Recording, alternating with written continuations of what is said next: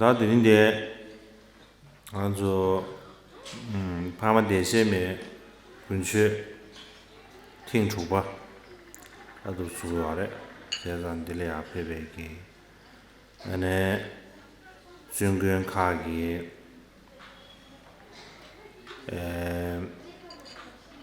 看不来，当然先给，俺那给个，那不做嘞，俺当然先给，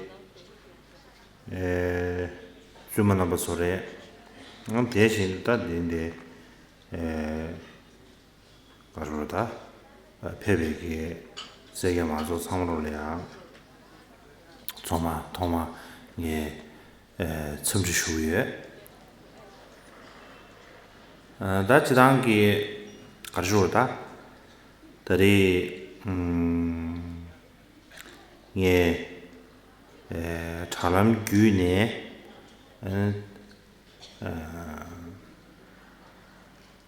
他不他演给学习下的竞争，个人水平比呢，他是老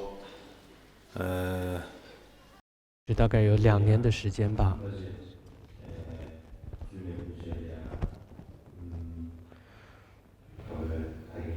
那么我都没有办法讲说这部论。然而我的责任应该是有开始，这是由我开始的教学，就应该由我将它讲完。所以呢，我想透过这一次的机会，那么尤其现在已经到了这样一个网络的时代，科技的时代，所以透过了网络直播的一个方式，那么还是可以给予这样的教学。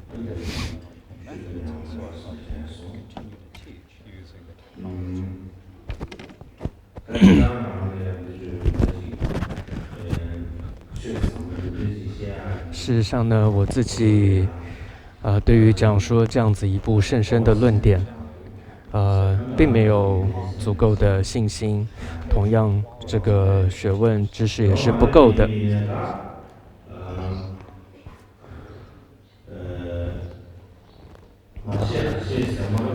但是呢，似乎是没办法，毕竟有这样子一个很大的头衔，然后又身负着这样子的一个大的重责大任，所以就还是必须要授课的。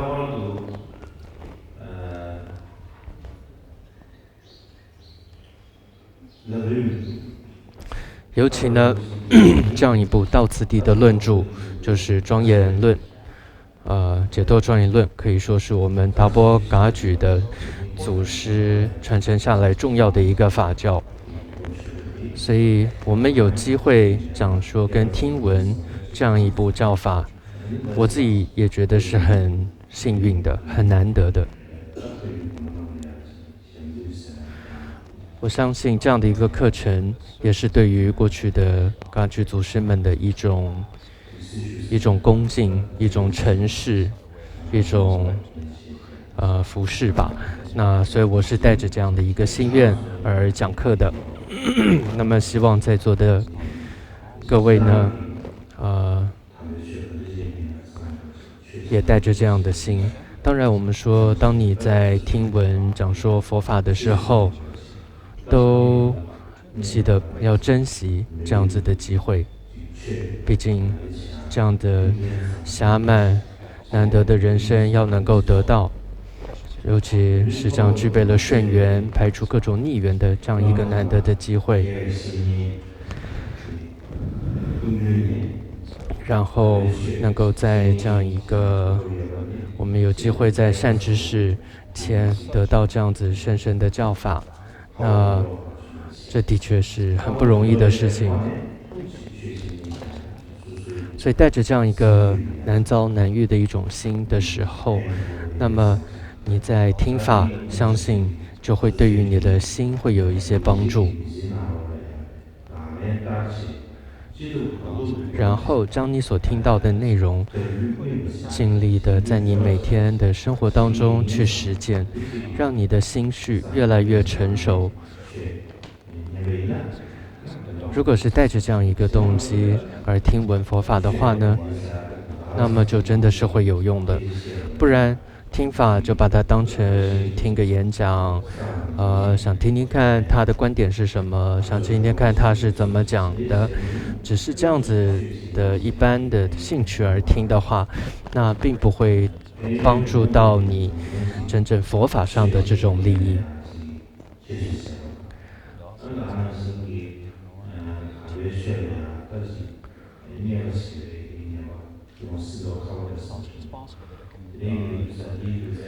所以大家在听法的时候，无论是现在你的发心，或者你的行为上呢，都尽量的要保持清净。我觉得这是很重要的。那么之前呢，前几年讲到了10品，那么所以今年呢是从第11品开始。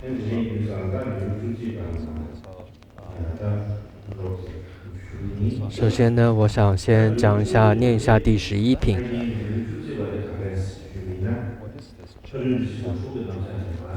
那第11品主要在讲的是什么呢？就是论述六度。所以内文先念一下。发行菩提心后有3类学处：增上戒学、增上定学与增上慧学。菩提道灯论云：为助行心体律仪，由善学习3戒学，于3戒学起敬重。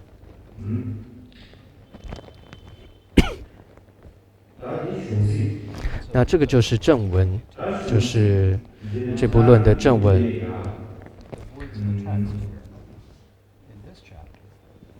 那么在这一个章节当中，这一品中呢，并没有太多的就是正文的部分。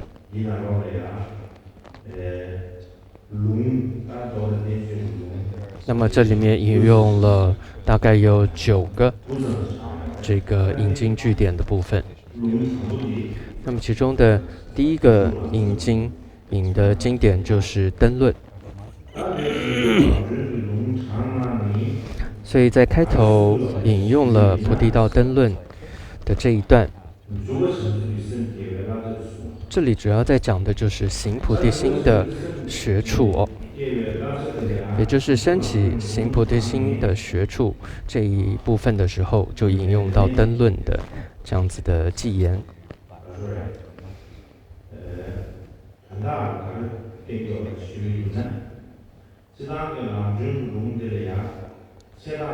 这个偈言当中，它主要有不同的角度来看哦，就这个偈言，随的它这里的3戒学可以指菩萨的3种戒学，也就是别解脱戒、摄善法戒跟饶益一切有情戒。那第2种讲说方法，所谓的3戒学呢，是指增上3戒学。所以在这里引用的时候，冈波巴大师主要就是用这个偈言当中的第2个意思，也就是3种增上学来引用来讲说的。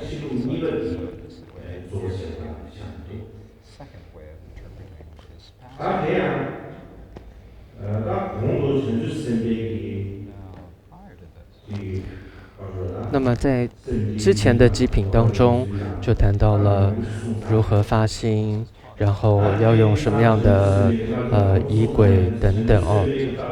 那么接着，也就是当你承认要领受这样子，并且接受了菩萨戒之后，你就必须要去实践跟学习实践这个行菩提心的学处。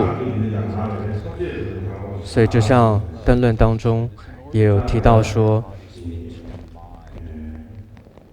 一切身语意哦，我皆令清净。所以为了让一切的学处能够很好的实践，很好的增长。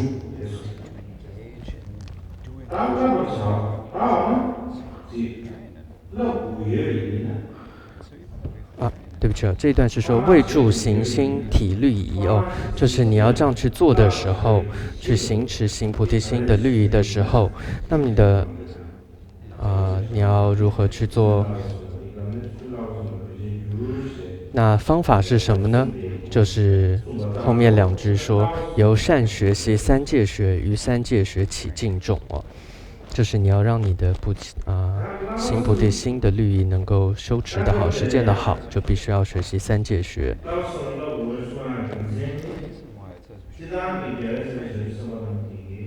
那么学习这样子的增上三学，或者所谓这类三界学呢，事实上就像一句话说，对于一个佛子菩萨来说，没有什么法是他不需要学习的。同样，还有在一般我们会引用的是慈氏菩萨，也有提到说，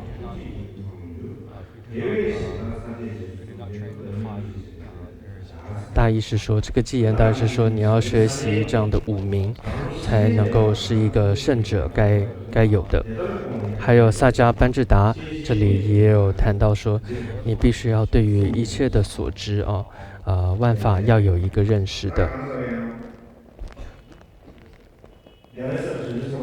总而言之呢，身为一个菩萨来说，一个佛子来说，可以说没有什么法不是他们不需要去学的，无论是一切的所知、一切的学问、一切的名处都是他们要学习的。原因是什么呢？这是因为菩萨他的工作主要是什么呢？他的责任是什么呢？就是利益众生，帮助众生得到暂时，就是今生还有就近来世成佛的利益。所以他要有这样子利他的能力的话，他要真的能够帮助到众生，具有这样子帮助到众生的能力的话，他必须自己要有这样的学问，要有这样子的能力。不然自己的学问只有那么一点，能力也不足够的话，是不可能帮得了无量的。而且每一个众生又有他不同的情况的，也是没有办法真的帮得了他们。还有众生有自己不同的喜好，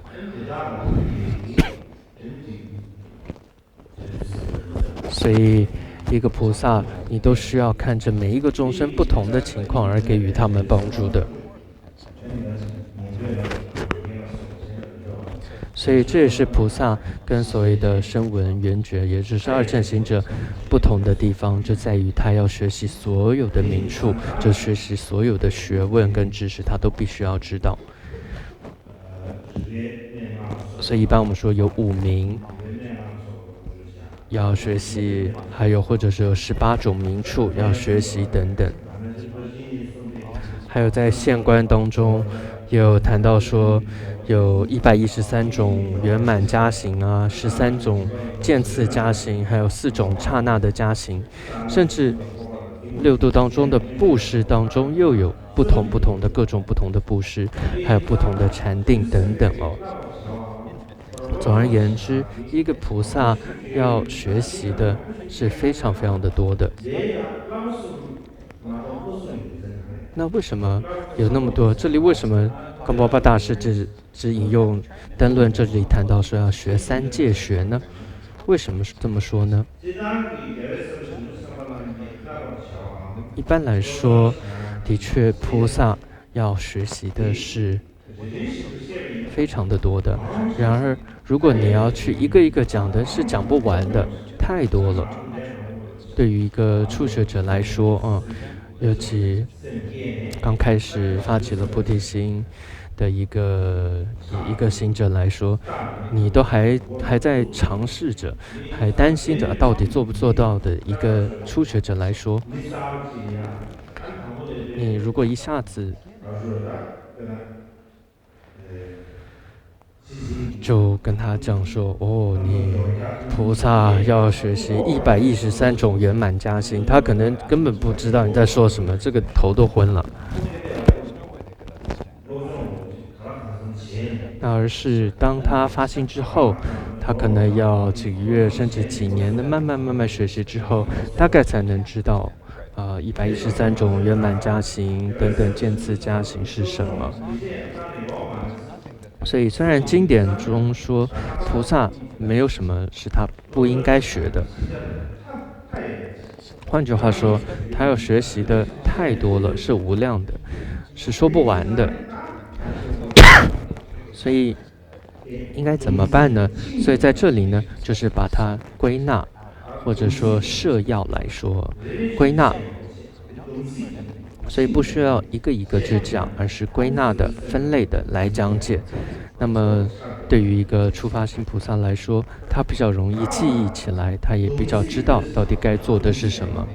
那当然，摄要很重要，但摄要的方法跟归类的方式有不同的。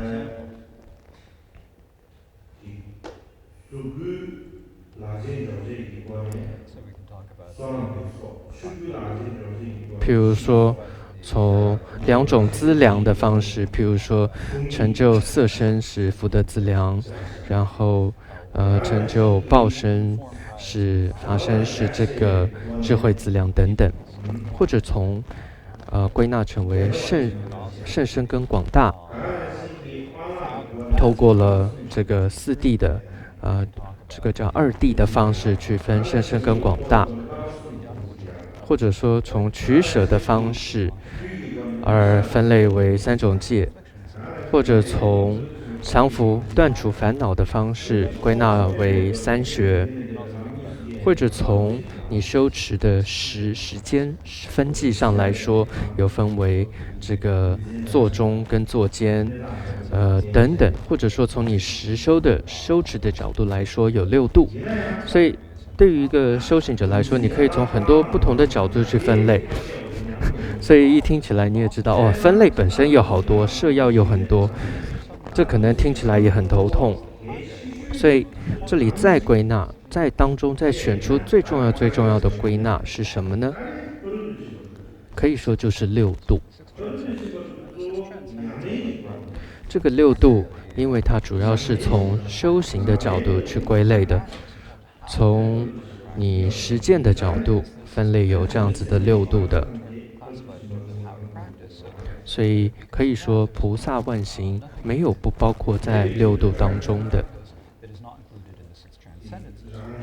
为什么这么说呢？因为当你要摄受自己、摄受他人也好，或者说一切的这个菩萨道德，可以说修持都包含在这样的6度当中了。所以可以说是比所有其他的摄要跟分类更为殊胜的，就是这样的6度。所以如果把这个6度再归纳的话呢，就是归纳到3学，或者叫3增上学。所以6度也可以归纳到这样的3学当中，这也是有特殊的用意的哦。所以这里你会听到很多摄要啊、归纳，这其实是你学习佛法上很重要的一个你必须要知道的部分。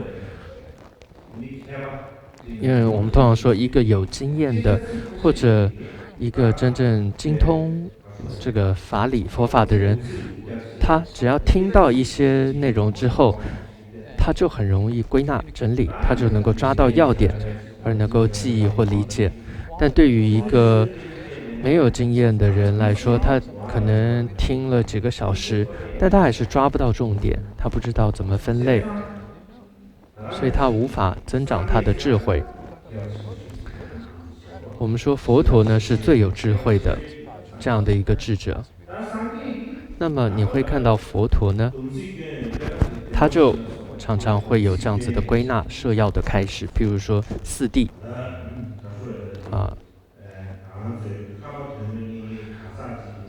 总之对于一个想要得到解脱偏执佛果的人，你什么该做，什么不该做，都包含在四谛当中。所以你看，他就这样子很摄要的归纳成四谛的教法。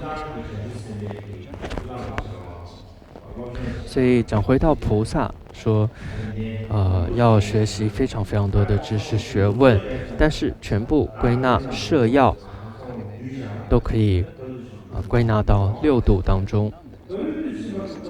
而接着六度呢，又可以再涉及归纳为呢三增上学或者三学。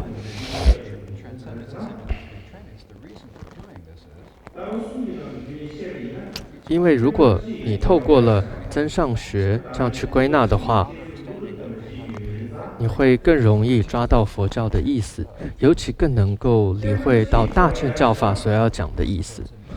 为什么说你可以更了解佛法呢？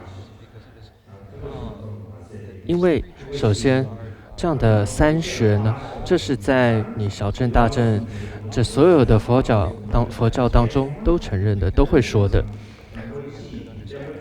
所以三学你对它有了解的话，其实你对整体佛教，无论小乘当中提到了三学，大乘中提到了三学，你都会比较容易理解。再来第二个归纳为三学的原因，在于说，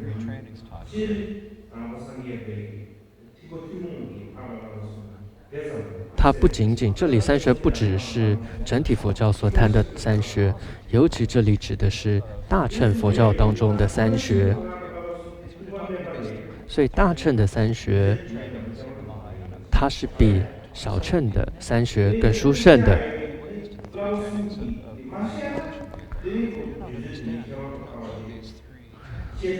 所以为了要让小乘的行者知道大乘的殊胜在哪里，所以就透过了这个大乘的三学的这个角度呢，去讲说、去讲解，那更能够凸显出大乘的殊胜在哪里。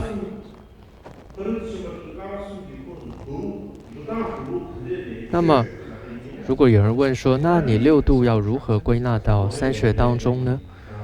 那么这在这个经庄严论当中，这后面的解脱庄严论当中也有引用到，就是这是在解深密经，主要是解深密经，然后经庄严论呢，主要就注解解释了解深密经当中里面的内容。这有一个偈言提到说，这一切都归纳为三学，有这么样一句话。那这个在后面的解脱庄严论当中还会再提到，所以这里就不多说。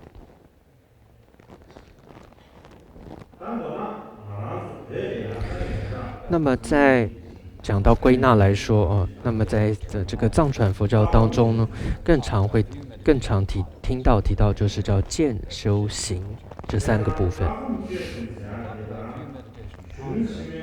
那么这样的见修行跟我们在很多的论点经典当中所谈到的三学，我觉得是差不多，我觉得是意思是差不多，大同小异的。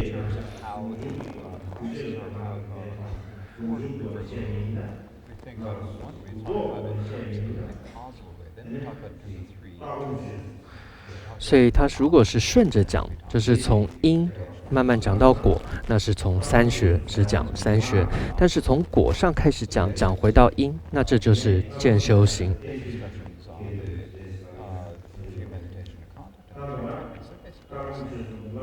总而言之，我觉得渐修行跟三学呢，它也是有着共同的一些要义的哦。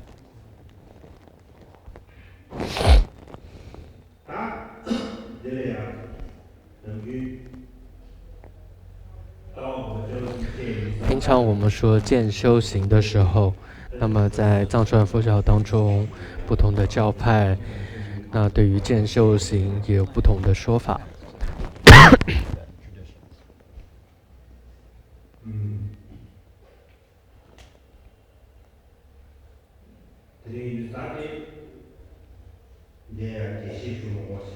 所以这里呢，我想就不广说了。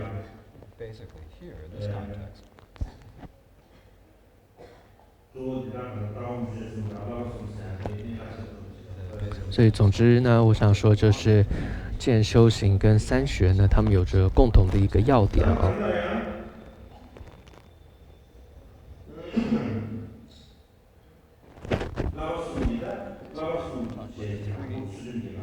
所以三学呢是哪三个呢？第一个就是戒增上学，然后定增上学，然后慧增上学。那一种说法说这是从因讲到果，他们互相有因果关系的。那么这在一部经，佛陀在经典当中就有这样提到，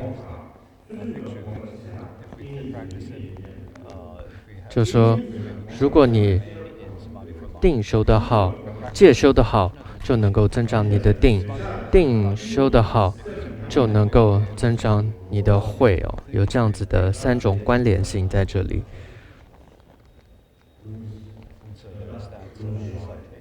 经典当中是有这样的一个内容，所以你会看到三学的次第呢，它是有这样子的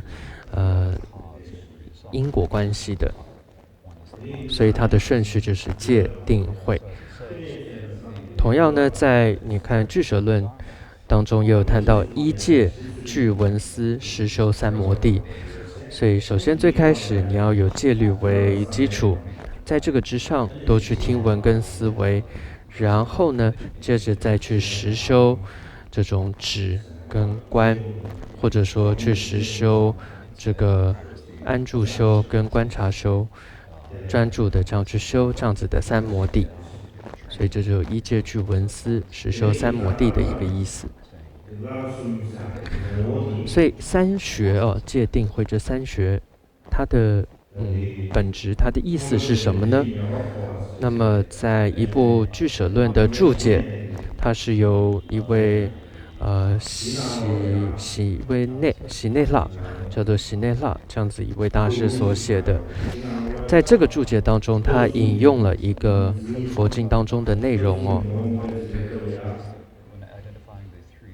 来说到底什么是三学。所以这有三学所以这里何等为增上戒学呢？若比丘住于戒波罗提木叉律仪威仪行处具足，见为系罪，则生怖畏，受持学戒。何等为增上义学呢？若比丘离欲恶不善法，乃至第四禅具足住。何等为增上慧学呢？是比丘此苦圣地如实知，即灭道圣地如实知，是名这个增上慧学。所以这是在杂阿含经当中的有这么一段文字就是形容到何为戒定慧三学。这个可以说是不论小乘大乘都承认的这样的一种说法。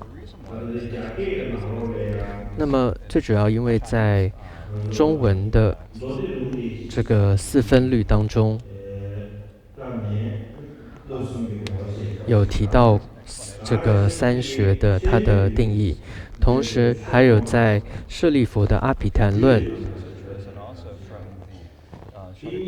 里面呢也有谈到，这是中文译本中当中所谈到的这个三学，跟刚刚杂含经当中所谈到的引用的佛经内容意思是一样的。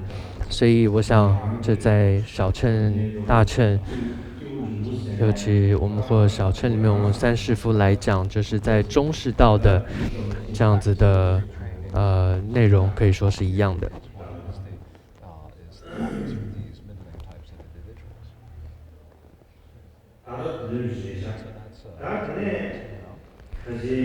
那么大概是这样吧。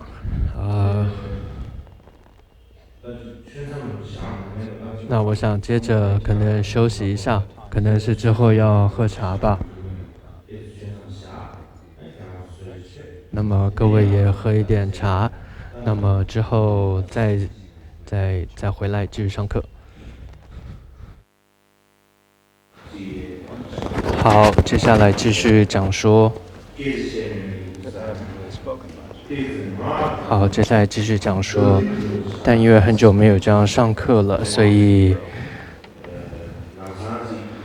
似乎有一点说的结结巴巴，没有办法说得很顺。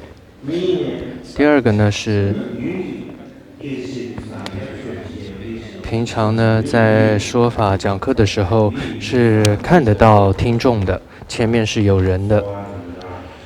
所以那种感觉呢是比较有感觉哦，在讲起话来说起话来会比较有感觉，也会比较有想要讲的东西。但现在我的前面就是一张桌子，所以呢实在没什么感觉哦，所以只能做观想。观想呢，你们在我前面。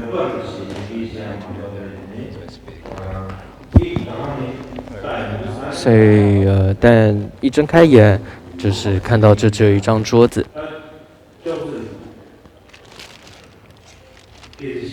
所以因为是在跟一张桌子说话，所以呢，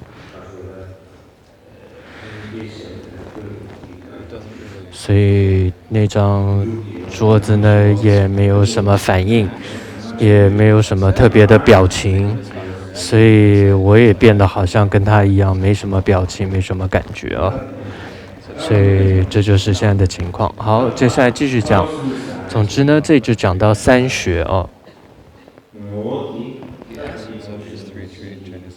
所以三学的这个定义是什么呢？所以刚刚有这个讲到了一些定义哦，引用了这个经典当中。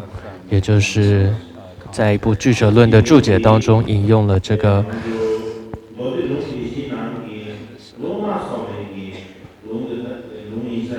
应该是《杂阿含经》里面的一部注解。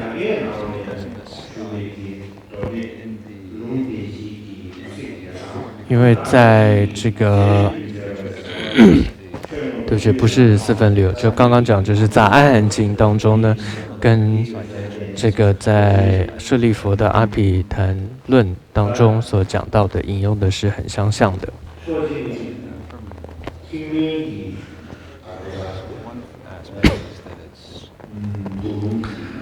所以这算是小乘的一部经典，这是阿含经，所以应该是属于这个杂含经里面的一段话。所以今天就是引用了这一段经文，但没有办法多做解释，或许明天呢有时间再解释一下。那么总之在这里呢谈到了三学，用的词叫做三戒学，对不起，叫三增上学啊。那么每一个学都有加上一个增上在前面。那为什么要放增上？所以增上的意思是什么呢？在藏文里面的这个增上，它叫做拉巴，它有两个意思。一个是说还有多余的，还有剩下的，譬如说我东西留在那里，剩在那里。同样，这个增上在藏文拉巴，第二个意思呢是指比超胜于其他，就是更殊胜的意思。所以在这里就是更殊胜的意思。那么所以增上在这里就是有殊胜，比起其他更加的殊胜。这里的戒，这里的定，这里的慧，比其他都更加殊胜，所以叫增上的意思。那么这里的他是谁呢？他是比谁更殊胜呢？比什么更殊胜呢？如何更加殊胜呢？它殊胜的原因有两个。第一个是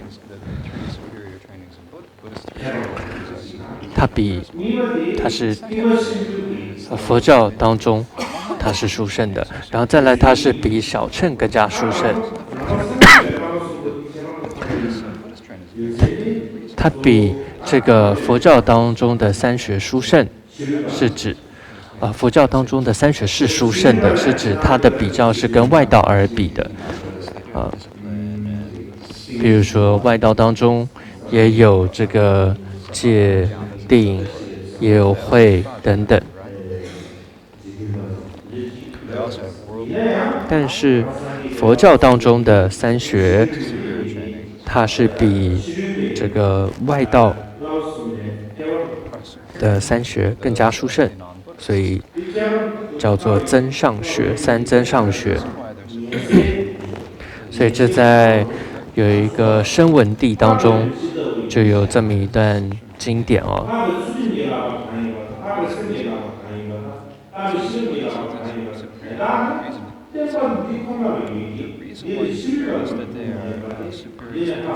所以这里就提到说，这里的殊胜的原因就在于这样的戒定慧是外道所没有的。所以这段经文意思就是说，在外道的那些论点当中也好，说法当中是都没有这样子的三学的。所以呢，佛教当中的三学是更加殊胜的。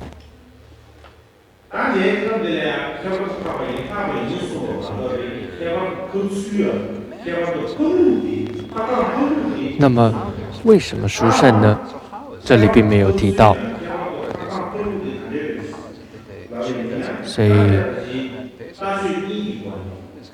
从见解跟行为上可以去看的，它殊胜的原因可以从见解跟行为上。首先从行为上去看的话，比起外道来说，那么佛教的是更殊胜的原因在于说，因为佛教当中的三学是具有皈依的，是带有皈依的三学，而外道并没有皈依三宝。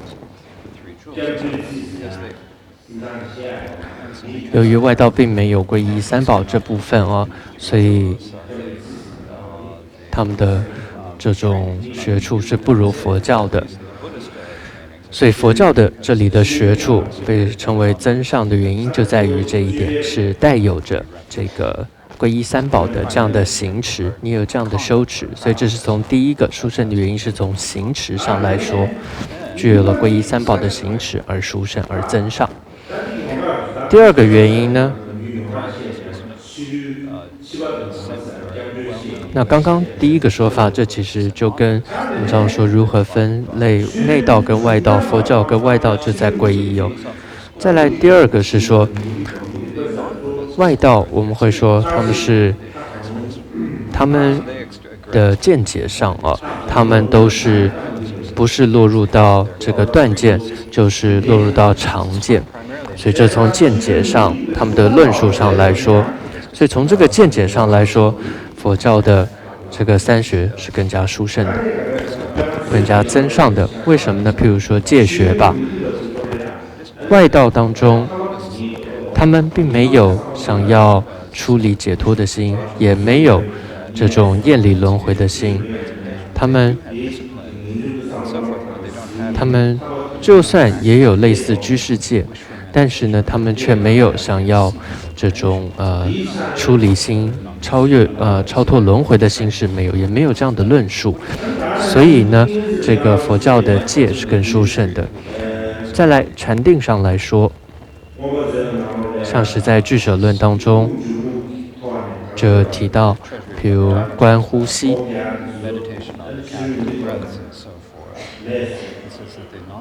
俱舍论就提到这样的观呼吸是外道是没有的。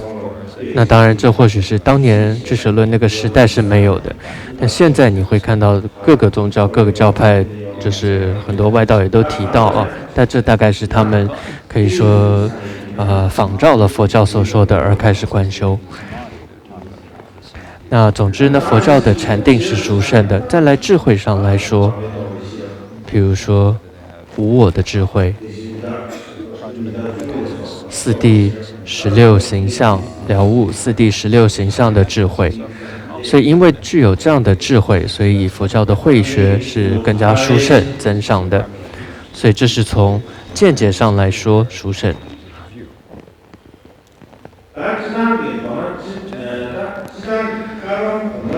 一般来说呢，在过去噶当派的祖师有这么一种说法，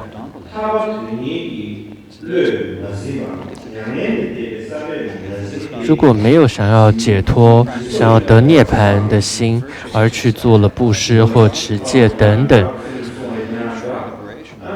你做任何的布施、任何的持戒或者任何的禅定也好，它都只是累积一些福德而已。但这个不能称叫做学处，你只能说是在累积福德。所以怎么样才叫做学处呢？三增上学的学呢，是指当你具有这种想要解脱、想要证得涅槃的心的时候，那么这时候你所做的戒定慧，那么它才是可以被称为叫增上学。所以能不能你所做的修持能不能称为学，它的就在于你的心是否真的具有想要求的解脱、想要证得涅槃的这一念心。但是仅仅是想要求得解脱、想要求得涅槃的这样子的一种心，你带有这样的心而去做布施，那么但这时候你却得不到福，不算积聚资粮，因为你没有发起菩提心。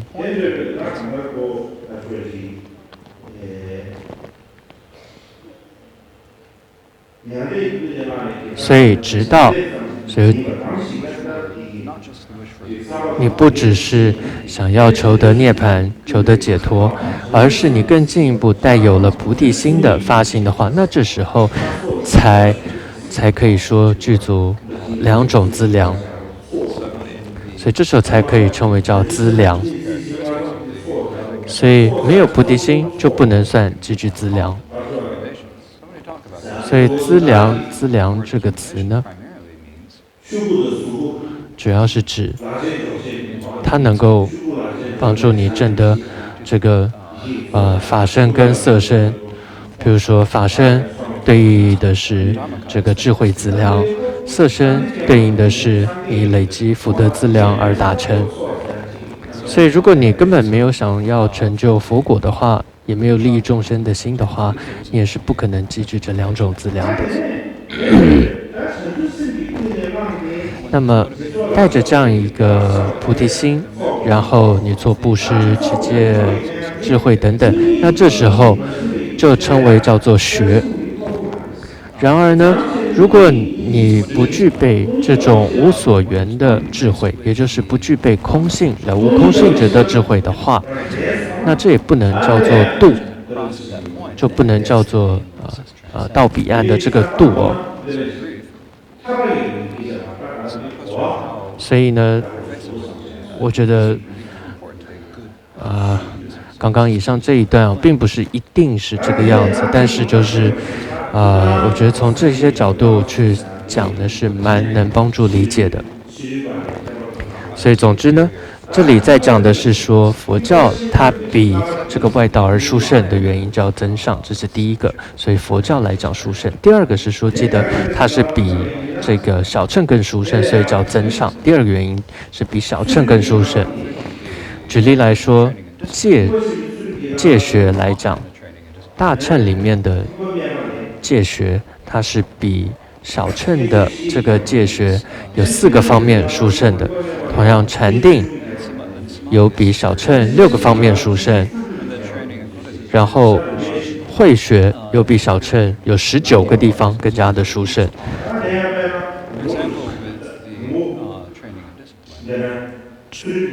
比如说戒学来说，它有四个殊胜的地方，比如说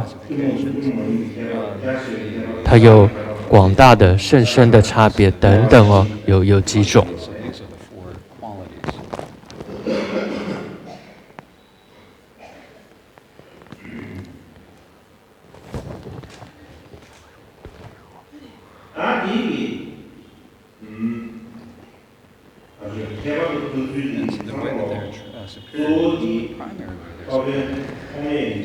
那么这些内容在无着菩萨在摄大乘论当中是有谈到的。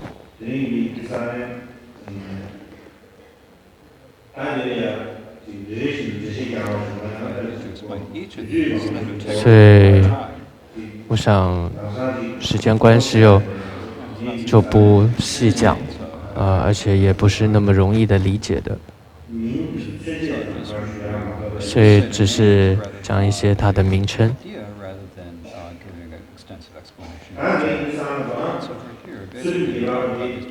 那么菩萨的大乘的戒学比起小乘的戒学有4个殊胜，刚刚有谈到，就是说分类，还有共跟不共学处，还有广大跟甚深这4个部分。那所谓的分类的殊胜，是指菩萨的戒有3种分类。那么小乘的没有这样子的分类，它就只有这种叫做摄律于戒而已，他们只有摄律于戒而已。再来从学处、共学处跟不共学处殊胜。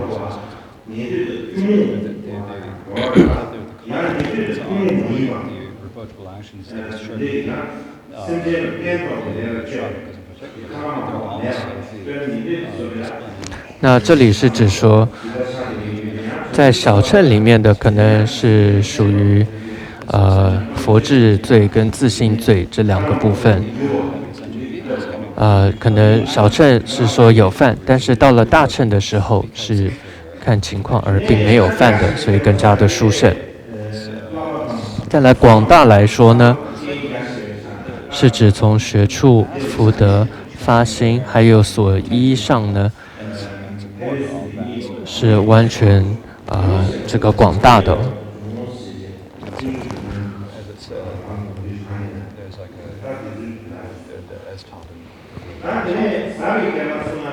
再来甚深殊胜是指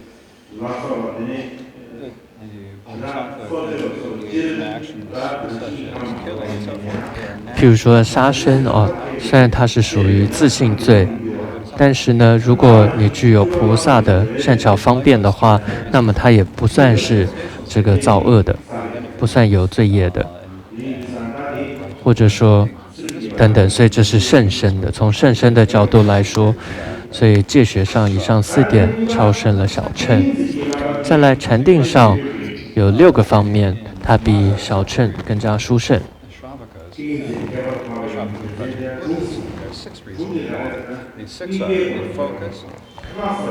它有从所缘上，还有各种上、对治上，还有自在上，还有成就上，还有结魔上等等有不同的。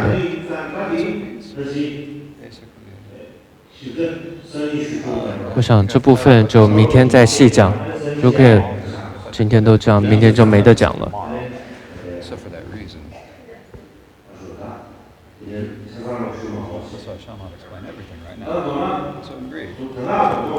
所以总的，刚刚这里的今天所讲的，各位要抓到的重点就是对于一个菩萨来说那么当你说我发愿要成为一个菩萨，那么你就必须要去行持各种菩萨该做的事情，然后菩萨不能做的事情就不能够去做。所以这里就给了这样该做的修持的学习，就有一个名称叫3学。学就是什么该做不该做的意思。所以菩萨该学的所学学处是非常非常的多的。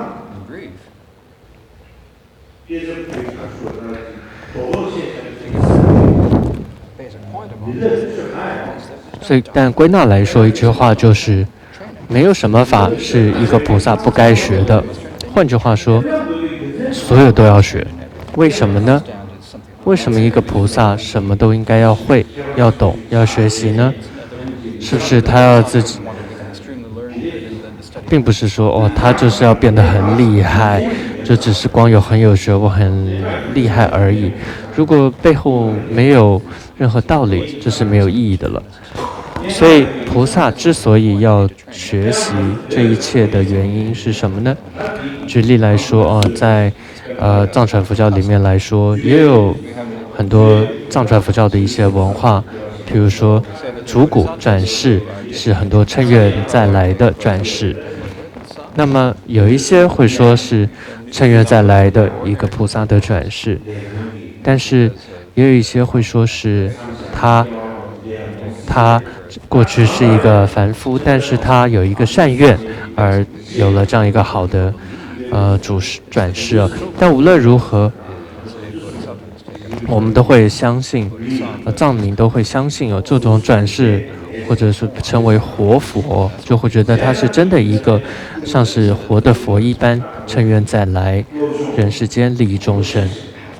所以对于主骨一个转世的活佛来说，他就要学很多，比如说这个五名，比如说所谓的声名、音名、工巧名、一方名，还有当然内名，这些都是要学习的。那么这在你看过去的历史上，藏传佛教很多大师的这些转世活佛的大师，他们的传记当中都看到，他们很多都精通这样子的五名，有的甚至很会绘画，或者这个手很巧，这个工巧名非常的厉害，等等。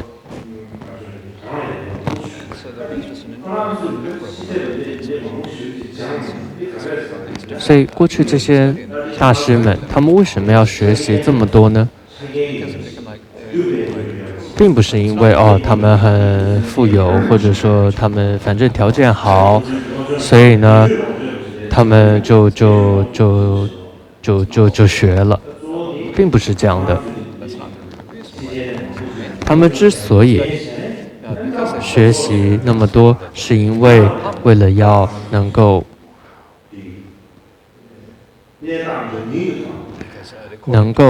真正帮得到众生，而所谓的众生，这也就是每一个人不同的情况可以给予他帮助。譬如说，一个人生病了，那么你就懂得医方名，懂得一些医学知识的时候，就能够给予他一些治疗。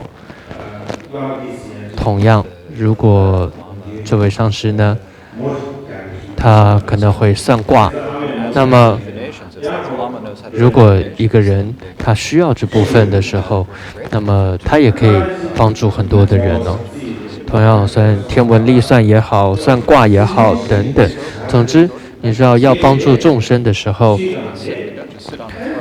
你不能就只是坐在法座上讲法而已，因为真正愿意来听法的并不是那么多，很多人甚至想来听，但是也没来。大部分的很多人都期望的是没有病，然后身心健康，或者是这个生活过得好，或者这个孩子能够考试考得好，找到好工作，好学校好工作等等。所以你知道，不同的人来到上师跟前，真的是有各式各样的心意的，很难都是只有一念学佛法的心而来的。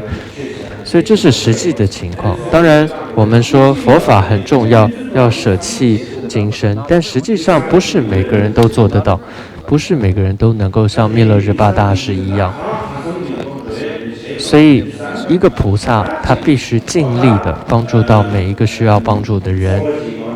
一个商人来到了他的面前，他跟你说希望生意兴隆，希望赚更多的钱，那这个上师就会可能告诉他说你修持这个你要修持这样的财神，或者埋下这样子的一个宝瓶。那么有时候上师还会给这个商人这样子的一个宝瓶等等哦。所以这也是一个，这是他们有这样子的需求，那么上师就必须给予他们这样的一些帮助。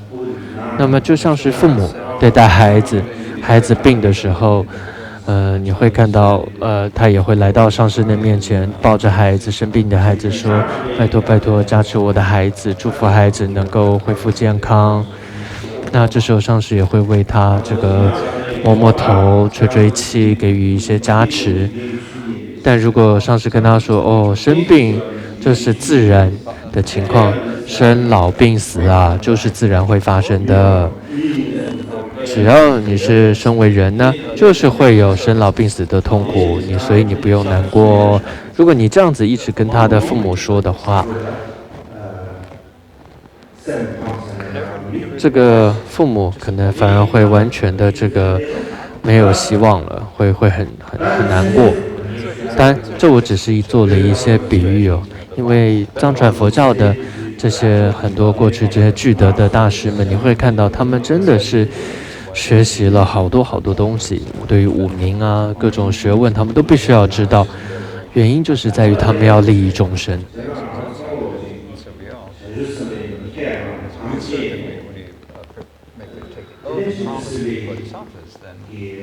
所以，当你发愿要成为一个菩萨，那么一个菩萨的行持是什么呢？就是透过六度而行持。所以，这个六度行持归纳就是三学。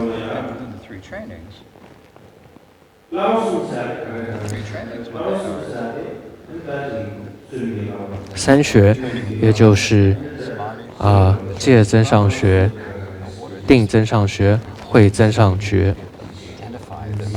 所以这是你们要知道的。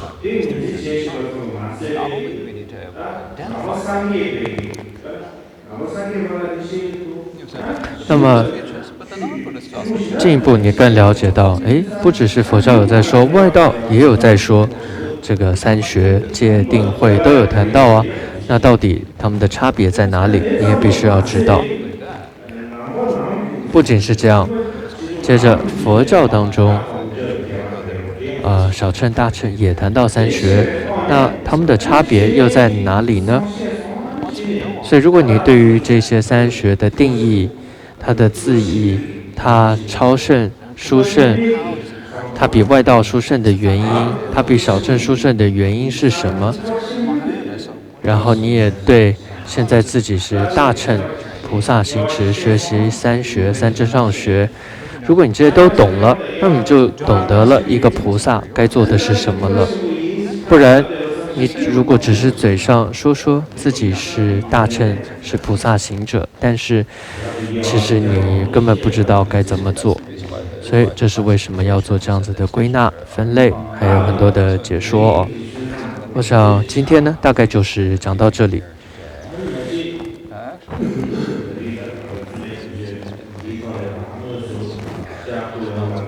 这一次我没有办法实际来到法会现场给予教学，但我觉得就跟我在没有太多的差别，因为我从这个边境法会开始，中间到后面所有的活动，我也都一直在关注着。举例来说，像我现在已经是晚上凌晨1点2点了，所以是很晚了。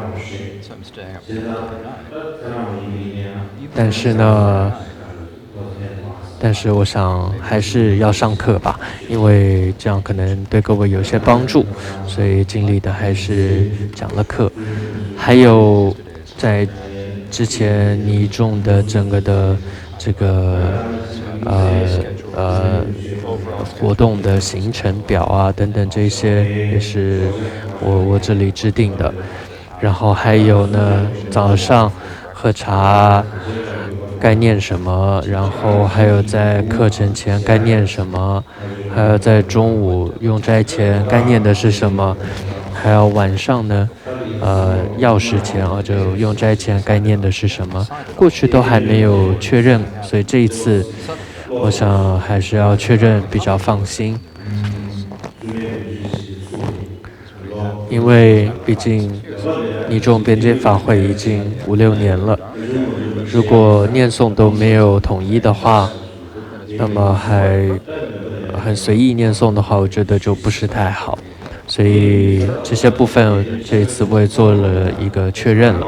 总而言之呢，各种大事小事，我这一次都关注着，那么也都努力的关注着。当然最主要，这个主编德钦仁波切。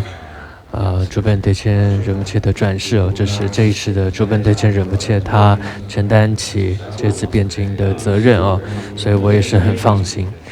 前世的主本德钦仁波切真的是一位具德的上师，有智慧，戒律清净，心地非常的善良那么，尤其在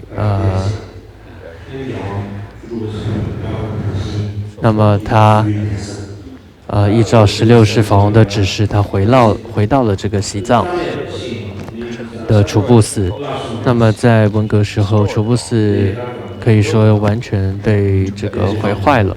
但是呢，他依照上师的指示，然后也为了佛教，以佛教以利益众生为己任，回到了楚布寺，然后。所以是这么样一位具备殊胜发愿心的大师，所以这次的主本德钦仁波切我也很放心，相信他有这样的大愿，也把尼众辩经法会交给了他。那么未来这个尼众的，我想有这么一个佛学院，尼众的佛学院。总之呢，就是能够在佛教的经论上能够很好的。教育的一个地方，所以我想，如果主本的仁波切能够承担起这个寺院的尼众佛学院的兴建，我也觉得会非常的好。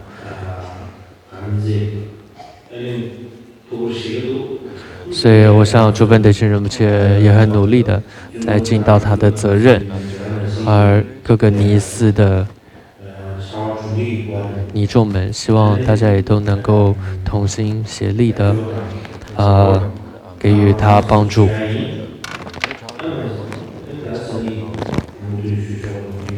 好，那么明天我再继续讲，今天就不多说了，谢谢。